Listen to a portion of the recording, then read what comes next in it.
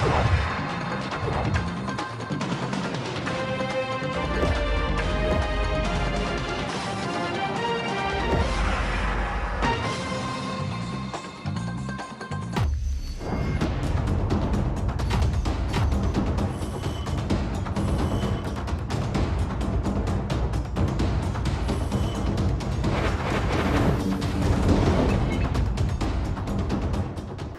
चाहे कोई भी हो, ये पहरेदार उससे निपटने के लिए सतर्क रहते हैं। मुश्किल चाहे कोई भी हो, ये जाबाज उससे लड़ने के लिए हमेशा तैयार रहते हैं। वक्त या समय कोई भी हो, ये रक्षक देश की रक्षा और देश की सेवा के लिए हमेशा समय पर मुस्तैद रहते हैं। जहां एक और भारतीय सेना बाहरी दुश्मनों से लड़ने के लिए लोहा ले रही है, वहीं देश के आंतरिक मामलों में भी आक्रोश का ज्वालामुखी भड़कने में समय नहीं लगता है। तो ऐसे ही हालातों से निपटने के लिए देश में एक स्पेशल फोर्स का निर्माण किया गया है, जिसका नाम है RAF, यानी कि रैपिड एक्शन फोर्स। नमस्कार दर्शकों, मैं हूं प्रियंका वर्मा और आप देख रहे हैं हमारा खास कार्यक्रम इंटरव्यू, जिसमें आज हम बात करेंगे देश की रक्षा की। और इस चर्चा को आगे बढ़ाने के लिए मेरे साथ होंगे 107 RAF बटालियन के कमांडेंट मनोज कुमार गुप्ता जी, जो इस वक्त हमारे साथ हैं। Thank you Priyanka. 107 battalion RAF के परिवार में, हमारे कैंपस में आपका मैं स्वागत करता हूं और बेहद खुशनुमा चर्चा होगी ऐसे मैं उम्मीद करता हूं। हम आपस में बात करेंगे आज के मुद्दों पर। जी बिल्कुल सर, हम सभी RAF के बारे में जानते हैं और हमने बहुत सुना है RAF के बारे में, लेकिन बहुत सारी ऐसी महत्वपूर्ण बातें जो हमें RAF के बारे में नहीं मालूम है, क्योंकि हम सभी जानते हैं कि RAF सेना की सबसे विश्वसनीय एक फोर्स है और इसकी बहुत सारी महत्वपूर्ण जानकारियां हैं जो मुझे लगता है भारत के हर देशवासी को पता होना चाहिए। तो सबसे पहले एक सवाल की शुरुआत से पहले मैं आपसे ये जानना चाहूंगी कि क्या है RAF और कैसे शुरुआत हुई इस रैपिड एक्शन फोर्स की? जी प्रियंका, दरअसल RAF, जिसे आपने रैपिड एक्शन फोर्स के नाम से एड्रेस किया, ये द्रुत कार्य बल के नाम से जाना जाता है भारतवर्ष में। और ये दरअसल केंद्रीय रिजर्व पुलिस बल यानी CRPF का ही एक हिस्सा है। ये एक स्पेशलाइज्ड विंग है। इसके खड़ा करने के पीछे जो मकसद था कि देश में सांप्रदायिक तनाव या ऐसी जो स्थितियां जहां केंद्रीय बलों की ज़रूरत पड़ जाती है और किसी भी तरह का, ताकि किसी विवाद की स्थिति में किसी पक्षपात का आरोप ना लगे, इन विशेष परिस्थितियों में भारत सरकार ने इस बल को केंद्रीय रिजर्व पुलिस बल के अधीन गठित किया था। और हमारी विशेषता यही है कि जो द्रुत कार्य बल है, ये सांप्रदायिक तनाव की स्थिति में या जो ऐसे लॉ एंड ऑर्डर सिचुएशन हो जाते हैं जहां अचानक सिचुएशन आउट ऑफ हैंड हो जाने की शंका रहती है या हो चुकी होती है, ऐसे समय में जब केंद्रीय बलों की ज़रूरत पड़ती है तो केंद्रीय गृह मंत्रालय के आदेश से हम स्थानीय प्रशासन की मदद के लिए तैनात किए जाते हैं। जी सर, अगर हम बात करें कि आपने कब CRPF ज्वाइन की और उसके बाद RAF में भर्ती की जाती, तो इस RAF में आपकी कब से भर्ती हुई, कैसे शुरुआत हुई? जी, मैं बेसिकली 1994 वर्ष के बैच का सीधे नियुक्त केंद्रीय बल का अधिकारी हूँ।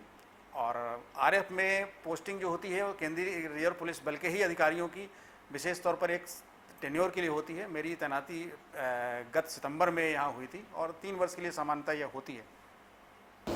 जी सर, हम आज की तारीख की अगर बात करें तो RAF ने 10 यूनिट से शुरुआत की थी और आज 15 यूनिट तक देश में भर में इसकी यूनिट्स हैं। हम RAF की अगर यूनिट की बात करते हैं तो कई स्तरों पर इसकी बड़ी और छोटी यूनिट हैं, तो किस तरह से इसकी यूनिट्स काम कर रही हैं और कहां कहां तक तैनात हैं? जी, जो RAF की यूनिट्स का प्लेसिंग होता है वो स्ट्रेटेजिक इम्पोर्टेंस को देख कर किया गया है कि जहां सांप्रदायिक तनाव की विशेषकर स्थिति होती है, कोई ऐसे सेंसिटिव जो इलाके हैं जहां से ताकि हमारी पहुंच आसानी से हो सके और कम समय में हम तैनात हो सकें, जहां ज़्यादा फ्रिक्वेंटली ऐसे तनाव की स्थिति बनती है, उन सब के मद्देनज़र देश के विभिन्न हिस्सों में RAF की बटालियनों का गठन किया गया और उनके बीच जो कार्य क्षेत्र का बंटवारा किया जाता है प्राथमिक और सेकेंडरी के तौर पर, कि जहां हम सामान्य तौर पर जहां जल्दी पहुंच सकें और चीज़ों को नियंत्रित कर सकें। इस संबंध में हम तरह तरह की एक्सरसाइजेज भी करते रहते हैं। अपने जो हमारे जिम्मेदारी के इलाके होते हैं, लोगों से फैमिलाइजेशन करना और वहाँ की जो शांत समितियाँ होती हैं, स्थानीय प्रशासन के अधिकारियों से मेल मुलाकात करके जानकारी हासिल रखना, ताकि जब भी ऐसी विशेष परिस्थिति होती है जहां आरएएफ को डिप्लॉय करने की ज़रूरत पड़ती है तो हम त्वरित कार्रवाई कर सकें। जी, तो हम जिस तरह से अगर बात करते हैं ट्रेनिंग की, कि इसको इस तरह की ट्रेनिंग दी जाती है जो नॉन लीथल फोर्स को दी जाती है कि आपको किसी को मारना भी नहीं, हानि भी नहीं पहुंचानी है, लेकिन जीत भी हासिल करनी है, तो किस तरह की ट्रेनिंग होती है इसमें?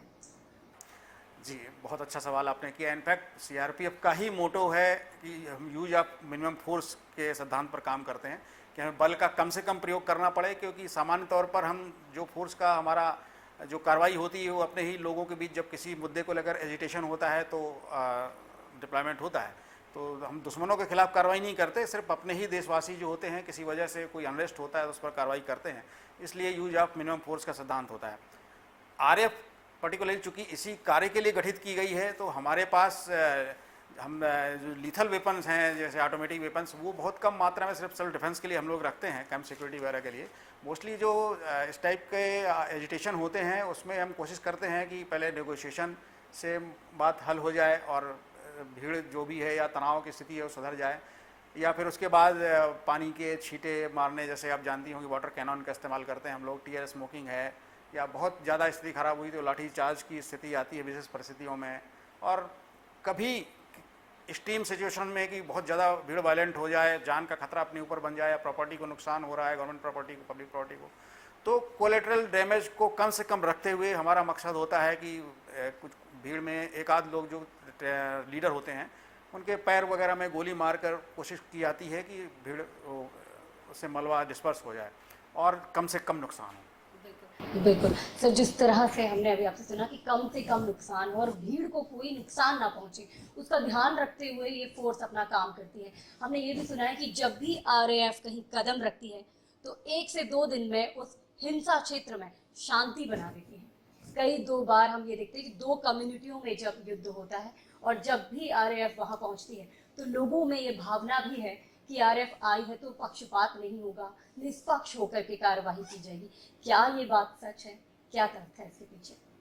जी बिल्कुल, ये दरअसल ये लोगों में विश्वास हमारी कार्यशैली से आया है और यही हमारी विशेषता भी है, और इसी वजह से लोग आरएएफ को जानते हैं, पहचानते हैं, और इसीलिए हमारी मांग की जाती है जब भी कभी ऐसी स्थितियाँ पैदा होती हैं। क्योंकि आरएएफ का जो कंपोजिशन है इसमें देश के सभी हिस्सों के लोग, सभी संप्रदायों के लोग, सभी जो भी सेक्शंस हैं सोसाइटी के, वो हर तरह का प्रतिनिधित्व हमारे यहाँ है, और किसी भी तरह हम ना तो हमारा कोई पॉलिटिकल का कुछ इंटरफेरेंस होता है हमारे ऑर्गेनाइजेशन में किसी तरह से, ना ऐसी कोई दखल होता है। इस वजह से हम पूरी तरह से निष्पक्ष तरीके से काम करते हैं और लोगों में विश्वास एक हमारे लंबे कार्यानुभव से पैदा हुआ है और वो जायज़ है। जिस तरह से हम देखते हैं कि कई क्षेत्रों में आपने काम किया और कई जगहों पर जिस तरह से फोर्स जाती है, मार्च करती है और अपने काम को बखूबी बहुत अच्छे से अंजाम देती है। आपने कई जगहों पे पोस्टिंग की है और कई जगहों पर आपका भी स्थानांतरण हुआ, तो कहाँ कहाँ तक आपकी पोस्टिंग हुई और क्या क्या बेहतर काम वहाँ पर हुए हैं? जी, बहुत लंबा सफ़र हो चुका है मेरा। 1994 से भर्ती होने के पश्चात लगभग 26 वर्ष की मेरी टोटल नौकरी होने जा रही है, और ज्वाइनिंग के तत्काल बाद उस समय जम्मू कश्मीर में काफ़ी हालात तनावपूर्ण रहते थे उन दिनों में, अभी भी हालांकि हालात सामान्य काफ़ी हो चले हैं। उन दिनों आतंकवादी घटनाएं बहुत होती थी, तो मेरी पहली पोस्टिंग डोडा और किश्तवाड़ क्षेत्र में हुई। उसके पश्चात मैं नॉर्थ ईस्ट में अरुणाचल मेरी तैनाती रही। वापस कुछ दिन पंजाब में जलंधर में गुजारने के पश्चात फिर मेरी JNK में बारामूला के जो बहुत ही आतंकवाद प्रभावित क्षेत्र था वहाँ मैंने काम किया। कुछ दिन मैं मध्य प्रदेश पुलिस में प्रतिनियुक्ति पर भी रहा, यहाँ 5 साल के लगभग। यहाँ से वापस जाने के बाद पुनः मेरी तैनाती श्रीनगर में हुई, जो आतंकवादी घटनाओं से उस समय प्रभावित था, और बहुत बड़े बड़े हमने वहाँ इंसिडेंट और हादसे देखे। वहाँ से पुनः मेरी जब कश्मीर में मेरा टेन्योर पूरा हुआ तो मेरी नक्सल प्रभावित क्षेत्र में झारखंड में मेरी तैनाती हुई, जहाँ लोहरदगा ज़िले में मेरी बटालियन थी, और वहाँ हमने हमारे अचीवमेंट्स इतने रहे, हमने नक्सलियों के खिलाफ इतनी कार्रवाइयाँ की, इतनी रिकवरीज की, इतने लोगों को मजबूर कर दिया आत्मसमर्पण करने के लिए जो बहुत कुख्यात नक्सली थे, कि वहाँ काफ़ी शांति स्थापित हुई, जिसकी वजह से हमें LWE की बेस्ट ऑप्स बटालियन की ट्रॉफ़ी 2018 में पूरे भारत की माननीय गृह मंत्री महोदय जो तत्कालीन थे उनके हाथों मिली, और बहुत बड़ा अचीवमेंट था, बहुत बड़ा गौरव की बात थी मेरी और मेरी बटालियन के लिए और मेरे लिए। तत्पश्चात जब वहाँ मेरा कार्यकाल पूरा हुआ तो मुझे 107 बटालियन में इसकी कमांड दी गई और यहाँ कार्य करने का मुझे मौका मिला है। आपने इंसिडेंट और हादसों की बात बताई है, इसके साथ आपने बताया कि निस्तर रूप से कार्य करने के साथ बड़े अचीवमेंट्स भी हमने हासिल किए। इतनी सारी जगहों पर आपने पोस्टिंग की और काम किया है बखूबी। कोई एक ऐसा हादसा जो आपकी मेमोरी में आपको याददाश्त के रूप में हमेशा याद आता हो और जो आपको याद दिलाता हो कि ये मेरा बेहतरीन था? दरअसल किसी एक इंसिडेंट की बात करना शायद बेमानी होगा। इतने लंबे टेन्योर के दौरान और देश के अलग अलग कार्य क्षेत्रों में मैंने कार्य किया है, तो तरह तरह के इंसिडेंट होते रहे हैं। JNK में खास करके बहुत बार ऐसे इंसिडेंट हुए जब हमने आदमी भी खोए। मेरी ज्वाइनिंग के ही टाइम जब मैं डोडा में पहुंचा तो शायद कुछ ही महीनों पश्चात हमारे कैंप में एक रॉकेट अटैक हुआ आतंकवादियों ने किया और हमारे कुछ साथी शहीद हुए थे। वो सब ज्वाइनिंग के तुरंत बाद, जबकि बहुत ज़्यादा आपका एक्लेमेटाइजेशन ना हुआ हो हालात से, वैसे हादसे एक छोड़ जाते हैं दिमाग में, सर वो सब चीज़ें हैं। उसके पश्चात भी बहुत सारे इंसिडेंट हुए जब हमारे आंखों के सामने बम ब्लास्ट हुए, ग्रेनेड ब्लास्ट हुए, लोग घायल हुए, हमने लोगों की मदद की, ऑपरेट किया। नक्सल एरिया में रहा, वहाँ हमने कई बार इनकाउंटर की स्थिति पैदा हुई, दबिश दी हमने, लोग भागे, नक्सली सरेंडर की। किसी एक पर्टिकुलर इंसिडेंट का कहना चाहूँ तो शायद वो पर्याप्त नहीं होगा, लेकिन हमारा जो कार्य क्षेत्र रहता है और जो जिस तरह का जीवन है ये एक्शन से भरपूर रहता है। हर समय खतरे भी रहते हैं, लेकिन उसका अपना एक रोमांच है। वो खतरों से जूझना ही शायद इसी के लिए हम ट्रेंड हैं। We are trained to be victorious and we do it. Great sir, क्योंकि खतरों से जूझने वाला ही खिलाड़ी होता है और ये बखूबी RAF जानती है कि किस तरह से खतरों से आगे लड़कर विजय हासिल करनी है और बिना किसी नुकसान के। सर हमने बहुत सारी चीज़ें आपसे जानी, लेकिन हम बात करते हैं, हम एक नॉन लीथल फोर्स हैं। हम किसी पर गोली नहीं चलाते हैं, हम किसी को मारते नहीं, हानि नहीं पहुंचाते हैं। तो ऐसे कौन से हथियार हैं हमारे पास जो नॉन लीथल भी हैं और जो हमारे पास सबसे ज़्यादा खतरनाक भी हैं? नॉन लीथल फोर्स नहीं, एक्चुअली इसको नॉन लीथल वेपन्स कहना ज़्यादा ठीक होगा जो हम इस्तेमाल करते हैं। हमारा मकसद वही है, जैसे मैंने पहले अपनी बात दोहराई थी कि कम से कम लोगों को नुकसान पहुंचाते हुए सिचुएशन को कंट्रोल करना और शांति स्थापित करना।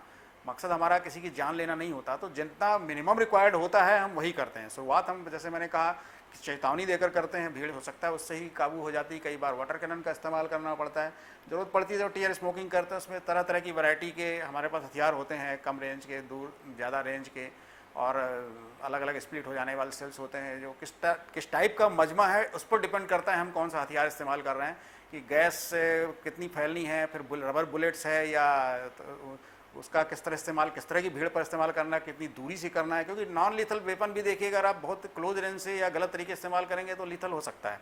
हमें इस बात का ध्यान रखना होता है कि हम कौन सा हथियार किस तरह के क्राउड पर कितनी दूरी से इस्तेमाल कर रहे हैं। तो सब कुछ डिपेंड करता है मजमा के और तरीके पर और किस टाइप की जगह पर। किसी सकरी गली में हम हैं या किसी खुले मैदान पर भीड़ से जूझ रहे हैं, हालात पर हमारी फॉर्मेशन डिपेंड करती है, हालात पर हमारे वेपन डिपेंड करते हैं। हमारे पास शॉक बैटन भी होते हैं, कई बार उससे भी काम चल जाता है, कई बार पानी छोड़ने से काम चल जाता है, जिससे भी नहीं मजमा मानता है और ज़्यादा बल प्रयोग का आदेश मिलता है जो हमारे साथ मजिस्ट्रेट रहते हैं ड्यूटी के दौरान, तो हम लोग लाठी चार्ज भी करते हैं। उसका भी मकसद होता है कि पैर के नीचे ही मारें ताकि किसी को चोट ना पहुँचे गंभीर। और बहुत बुरी हालात कभी ऐसे हो जाते हैं कि आपको गोली चलाने नौबत पड़ी, तो वो भी हम सिर्फ घायल करने का मकसद होता है कि भीड़ भाग जाए। हमारा मकसद कभी किसी की जान लेना नहीं होता है। बिल्कुल, बिना ऐसे मकसद के जो किसी को हानि ना पहुंचाए, किसी की जान ना ले और आपको शांति भी स्थापित करके दे। एक जीत का जश्न आपके यहाँ मनाया जाता है परेड के रूप में। जिस तरह से हमने बात की कि हम किसी को आघात नहीं पहुंचाना चाहते हैं, ये नॉन लीथल फोर्स है जो किसी को भी नुकसान नहीं देती है, तो शांति किस तरह से हम मानते हैं अपनी जीत को? जीत हमारे लिए, हमारा मिशन अकम्प्लिश है। जब भी तनाव भरे हालात होते हैं और हमें बुलाया जाता है, तो कम से कम समय पर दोबारा शांति स्थापित हो जाए, सद्भाव स्थापित हो जाए, हम उसमें ही अपनी जीत देखते हैं। हमारा काम होता है बिगड़े हुए हालात को नियंत्रित करके दोबारा शांति की स्थापना कर देना, और जिस मोमेंट शांति स्थापित हो गई हमारी जीत हो गई, हम वापस अपने बैरकों में आ जाते हैं। जिस तरह से हम बात करते हैं, हमारे देश के 15 देशों में RAF डिप्लॉयड है। अगर हम बाहरी देशों की भी बात करें तो बाहरी देशों में भी RAF डिप्लॉयड हुई है, डिप्लॉयमेंट हुए हैं। तो ऐसे कौन कौन से देश हैं जहां RAF का डिप्लॉयमेंट हुआ है और वो मिशन कितने समय का होता है? देखिए, यूनाइटेड नेशन मिशन जो होते हैं वो शांति स्थापना के लिए आरएफ का डिप्लॉयमेंट होता है, पास में भी होता रहा है। वो कई तरह से होते हैं। कई बार जो सिपोल के तहत पुलिस ऑब्जर्वर के तौर पर हमारे अधिकारी डिप्लॉयमेंट जाते हैं। कभी आरएफ का एज ए यूनिट डिप्लॉयमेंट जो होता है, जैसे कि मेरी बटालियन भी विगत में 3 अलग अलग देशों में अलग अलग मिशंस में काम कर चुकी है, हैती में, लाइबेरिया में और कोसोवो में। तो वो गिवन समय के लिए 1 साल के लिए सामान्यतः जाते हैं और फिर उसका एक्सटेंशन डिपेंड करता है हालात पर, कितना हमने काबू पाया या वहाँ कितनी नीड है। तो गवर्नमेंट ऑफ इंडिया के जैसे आदेश होते हैं, फिर कभी 6 महीने कभी 3 महीने का एक्सटेंशन डिपेंड करता है कि कैसे मंत्रालय देता है। लेकिन सामान्य तौर पर इसका हमारा जो भी टेन्योर होता है, जो भी टास्क होता है, वो भारत सरकार तय करती है। जिस तरह से हम महिला कंपोनेंट की भी बात करते हैं, हमारी एक महिला टीम भी होती है, एक महिला विंग भी है जो बड़े ही जज्बे के साथ भारत की इस फोर्स के साथ जुड़ी हुई है और काम कर रही है। तो किस तरह से महिलाओं की और पुरुषों की ट्रेनिंग होती है? क्या इसमें कोई बदलाव है या दोनों को समांतर रूप से ही चुना जाता है? जी, बहुत अच्छा सवाल है। इनफैक्ट जेंडर बायस और इस टाइप के इश्यूज़ पर चर्चा होती रहती है। हमारी फोर्स में पूरी तरह से इक्वालिटी है, भर्ती से लेकर ट्रेनिंग से लेकर उनकी टास्किंग में किसी तरह का भेदभाव नहीं है। दरअसल हमारे यहाँ हर कंपनी में एक कंपोनेंट महिला टीम रहती है, साथ पे 15 से 16 महिलाएं रहती हैं हर समय जब कंपनी डिप्लॉयड होती है। कहीं कंपनी सबसे छोटा एलिमेंट है जो हमारा डिप्लॉय होता है, उसके बाद डिपेंड करता है 2, 3, 4 कंपनियाँ या कितनी डिप्लॉयड हैं। तो उसका मकसद होता है कि भीड़ में कई बार महिलाएं होती हैं, उनको पुरुष हैंडल ना करें और या उनके साथ कोई जाति ना जाए, कोई शिकायत ना आए। इस वजह से महिला कंपोनेंट होता है, स्पेशली ट्रेंड होती हैं, उन्हें इसके लिए सेंसिटिव बनाया जाता है कि वो ध्यान रखें, बहुत केयरिंग होती हैं वो, और वो अपना काम बहुत बखूबी कर रही हैं। हमारा मैं फ़ख्र के साथ कहना चाहूँगा कि हमारी फोर्स का वो अभिन्न अंग है और पुरुषों के साथ कंधे से कंधा मिलाकर हमारे बराबर ड्यूटी करती, कितनी भी कठिन परिस्थितियाँ हों। अभी आपने हाल फिलहाल सुना होगा, कोरोना के समय भी काल में भी डिप्लॉयमेंट हुई। पीछे जो राम जन्मभूमि विवाद का जो था, जब अभी इसका शिलान्यास होना था मंदिर का, तो डिप्लॉयमेंट हुई थी। ऐसे दौरान भी जबकि कोरोना काल चल रहा था, महिलाएं हमारी पीछे नहीं हटी, वो बराबर से पूरे सारे पीपी किट वगैरह लगाकर सारी सावधानियां बरत कर कोरोना से प्रभावित जो रेड जोन है, कंटेनमेंट एरियाज हैं, वहाँ भी उन्होंने बराबर ड्यूटी की। सो जिस तरह से हम हर फोर्स की एक ड्रेस देखते हैं, वैसे ही आरएएफ की एक अलग ही ड्रेस है, ब्लू कलर की और फ्लावर प्रिंट के साथ। क्या है ये ड्रेस का मकसद और क्या है इसकी पूरी जानकारी? दरअसल जब भी किसी बल का गठन होता है, देखिए प्रियंका, तो उसका एक कुछ ना कुछ यूनिफॉर्म बनाई जाती है। उसके पीछे एक मकसद होता है कि एक साइकोलॉजिकल इम्पैक्ट होता है वर्दी का। आपने देखा होगा आर्मी कहाँ किस क्षेत्र में काम करती है, इनको कैमोफ्लेज अलग तरह का होता है। पुलिस काम करती है तो उनकी खाकी यूनिफॉर्म होती है। इस तरह से जब आरएएफ का गठन हुआ तो चूँकि हम अर्बन एरियाज़ में काम करते हैं और विशेष करके हमारी एक अलग पहचान होनी चाहिए, क्योंकि पुलिस तो सामान्य तौर पे काम वहाँ कर ही रही है, तो विशेष दर्जा देने के लिए एक अलग यूनिफॉर्म की जरूरत थी। इस वजह से ब्लू कैमोफ्लेज हमें दी गई और इसकी एक अलग पहचान बन चुकी है देश में। जब भी ब्लू डांगरी में आरएएफ के लोग उतरते हैं गाड़ियों से, तो भीड़ पर तुरंत उसका असर होता है कि एक ऐसे बल आ गया है जिससे हम उम्मीद कर सकते हैं और जो किसी की तरह का पक्षपात किए बगैर सिचुएशन को नियंत्रित करेगा। और हमारी यही विशेषता है और डाइवर्सिटी है हमारे समाज में, अलग अलग तरह के लोग हैं, अलग अलग भाषाएं बोलने वाला। ये हमारी कमजोरी नहीं है, हमारी ताकत है। हमको इसको बनाए रखना है, इसकी रक्षा करनी है और इस डाइवर्सिटी के को जब जब भी आँच आती है, ऐसी जगह आरएएफ की तैनाती की जाती है और हम अपना काम बखूबी निभाते हैं। मैं लोगों से यही कहना चाहूँगा कि हमारी, फिर से वही मैं लाइन दूंगा, हमारी डाइवर्सिटी हमारी ताकत है। सर बिल्कुल सही कहा आपने, क्योंकि हमारी एकता ही हमारी पहचान है। सर आपसे आज मिलकर मुझे बहुत खुशी हुई है और आरएएफ के बारे में जानकर भी मुझे बहुत सारी महत्वपूर्ण बातें हमें और हमारे दर्शकों के साथ पूरे देश भर में पहुंची है। और उससे भी ज़्यादा मुझे गर्व महसूस होता है कि भोपाल के मध्य प्रदेश शहर में 107 बटालियन आरएएफ है, जिससे हम अपने आप को बेहद सुरक्षित महसूस करते हैं। साथ ही मैं ये कामना करती हूँ कि आपकी 107 आरएएफ बटालियन सदैव ही विजयी है। आपका इस कार्यक्रम में बहुत बहुत आभार। Thank you Rinca, thank you, thank you. तो देखा दर्शकों, ये थे हमारे साथ आरएएफ 107 बटालियन के कमांडेंट मनोज कुमार गुप्ता जी, जो देश की सेवा के लिए सदैव ही तत्पर हैं और हमारे देश की आन बान और शान है। फिलहाल इस कार्यक्रम में इतना ही। मुझे दीजिए इजाजत और आप बने रहे भास्कर न्यूज के साथ। तब तक के लिए जय हिंद, जय भारत। नया मुद्दा कि सुप्रीम कोर्ट का इंतजार करेंगे या अध्यादेश लाएंगे? नए मेहमान कांग्रेस से पूछना चाहूंगा केवल सरगर्भित विश्लेषण। आपको ऐसा नहीं लगता है? हर पहलू पर करेंगे चिंतन। आप एफआईआर तो कर नहीं पाते हैं, आप सांप्रदायिकता फैलाते हैं। नई बात क्या है कि आपने इस मुद्दे को तिल का ताड़ और रस्सी का सांप बना दिया। नहीं, देखिए हमारी खास पेशकश मंथन रात 8 बजे मेरे साथ।